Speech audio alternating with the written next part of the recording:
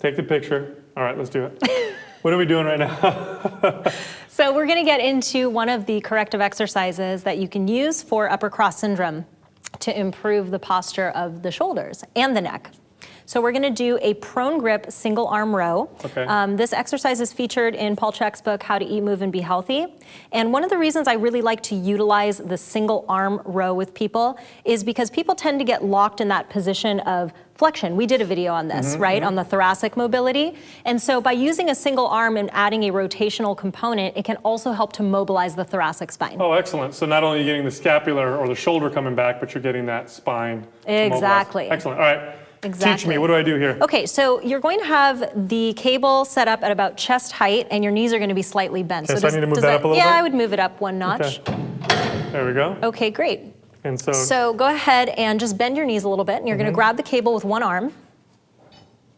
Okay, now we're going to do a counter rotation with the opposite arm, and this is just going to help you get a little more pull and a little more rotation. Okay. So this arm is going to be palm up and elbow back. Perfect, Okay. just like that. Okay, now as you pull straight back with the left arm, you're just gonna reach the right arm forward and that palm's gonna go down.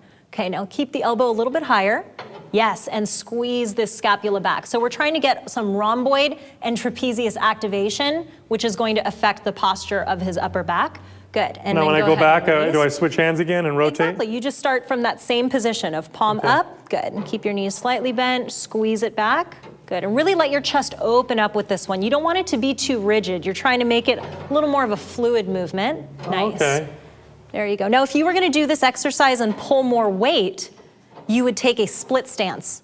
Oh. So you can put the left leg forward, right leg Okay, so if my back. right hand has the handle, then I'd want to do split stance with the left Yes, leg. and you can go into that kind of split squat position Okay. with the back heel up, and that's gonna allow you to pull more weight because now you're gonna be a little more stable. Now question, Steph, is this Yes. hand rotating as I pull back, or am I keeping this it prone? hand is going to stay, I mean, you could do a supinated pull, but the pronated pull is going to hit more rhomboid and trapezius, and what we're trying to correct is that position of the rounded shoulders. Okay, so this is less of a muscle builder, more of a correctional type of exercise to kind of fix that posture, get those muscles to fire properly.